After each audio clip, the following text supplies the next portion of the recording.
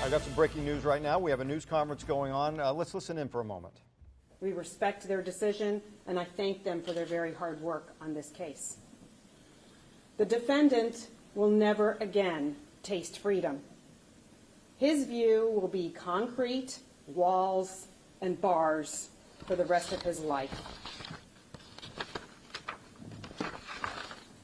I hope that today's sentencing brings some sense of peace and solace to our community, to all of you, and especially to you, David and Nicole, as I know the loss is so deep, as you were a father to him and a wonderful sister to him. Now I would like Interim Chief Randy Pepitone to come forward to just say a few words on behalf of our law enforcement family. Thank you. On behalf of the members of the Fort Myers Police Department, I would like to thank State Attorney Amira Fox and Assistant State Attorney Andreas Gardner for the hard work and dedication they've displayed over the years it's taken to get to this point. Since the very beginning, we had full confidence in the judicial process, and we knew that justice would be served for Adam. I can only hope that the conclusion of this trial can bring some sense of closure to the grieving family and the members of our department. The one thing I am sure of, that the ultimate sacrifice made by Officer Adam Jobbers Miller on that July 2018 evening will never be forgotten. Thank you. As this day and this case come to an end, I want to remind all of you, I think you already know this, but I want to remind you again, that Adam Jobbers Miller was a true hero who was performing his official duties in trying to stop the absolute chaos caused by a violent defendant who was just feet away from a very busy, populated roadway and many, many other innocent people. Adam's heroic actions in a dangerous and erratic situation exemplified what it is to be a law enforcement officer, and he will forever be remembered. Thank you, everybody. I will take a few questions. I will be the one taking questions if you all have any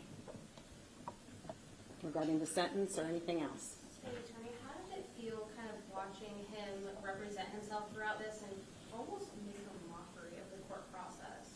So it was a difficult trial. I know many of you watched it. It was a difficult trial. The U.S. Constitution says that a defendant has the right to represent themselves.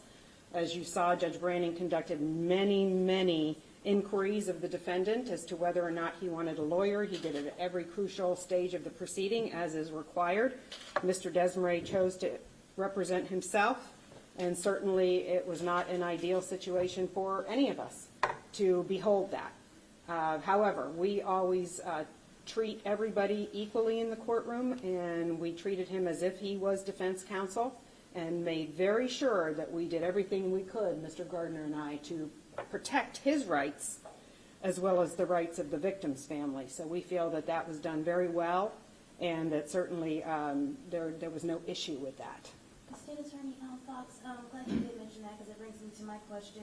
You know, earlier he did state that he didn't feel like there was any legal evidence and felt like he was wrongfully prosecuted and shouldn't have been able to defend himself. How do you respond to that? Well, I mean, unfortunately for Mr. Desmaret, there's such a thing as police body cameras, and the evidence in this case was strong.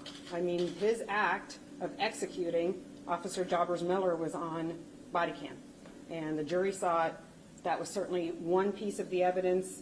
There was other evidence, and the jury was able to see all of that, obviously. He sat through the entire trial representing himself. He saw what all the evidence was against him, and it was clear, obviously, to a jury of 12 people that he was guilty beyond a reasonable doubt on all these counts. Yes? What is your reaction to hearing his appellate attorney say he's going to build his case around the fact that he wasn't reevaluated when he said he was hearing voices? So, well, here's my reaction. So Mr. Desmaret was numerous times during this process evaluated for competency. to stand trial in the first place. He was evaluated by a doctor for intellectual disability, and they found he did not have one. He was evaluated 3 other times by doctors as to whether or not he was competent to stand trial. Even the doctor hired by the defense when he was represented by defense counsel found him competent to stand trial. He was then found further competent to represent himself in trial by a doctor. So my response to that is that Mr. Desmaret sat through the trial, and he was able to stand up and testify on his own behalf, and it was only at a point when he realized, in my opinion, that things were not going well for him that he said he was hearing voices. And that will be up to a different court to determine if that's grounds for any kind of appeal. I would strongly suggest that it's not. In your career, have you ever been faced with anything like this? No, this was the first time in my career on this type of a case, which is the most serious case that we ever face as prosecutors, a first-degree murder of a law enforcement officer.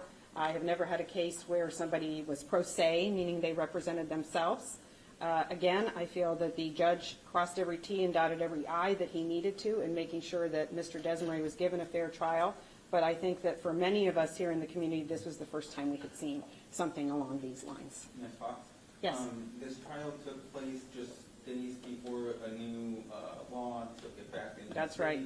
How do you and the family of Douglas Miller feel? Do you feel that justice was ultimately served, or what is your reaction taking the other thing into account? Well, we do feel that justice was served because we put this in the hands of a jury as we have to, and the jury came back with what their conclusion was, which was a decision that they did not unanimously vote for the death penalty. Since the time we tried this case, the death penalty law in the state of Florida has changed. In fact, our office just did a death penalty trial a week ago that concluded 2 weeks ago now, where a jury vote of 10 to 2 was sufficient to recommend the death penalty to the judge for sentencing. And that case is still pending for sentencing. However, in this case, that was not the law at the time we tried the case. And we all respect up here what the law was at the time we tried the case. We have no choice but to respect that. And this jury did not unanimously find that the aggravators outweighed the mitigators being the mental health of Mr. Desmaret, and thus their recommendation was, they did not even get to that recommendation. So we all accept that. Of course, we've had many discussions about it. We all accept it. We respect and accept what the jury did. We do believe justice was served, and we do believe that justice is served when Desmaret will never, ever see the light of day again. And we are all satisfied with that. Are you able to share, do you know what the final? So you're listening to a press conference happening at the Lee County Courthouse. This is related to the Wisner Desmaret case. He was sentenced today to life in prison without the possibility of parole. A lot of questions surrounding his competency to represent himself and to even have this trial, but she answered a lot of those questions. Yeah, she definitely did. To give you a little bit of background on who Desmaret is, he was convicted of shooting and killing Fort Myers police officer Adam Jobbers Miller back in 2018. But as you said, he is now, Wisner is going to spend life in prison without any chance of parole. Stick with us, so we'll be right back after this break.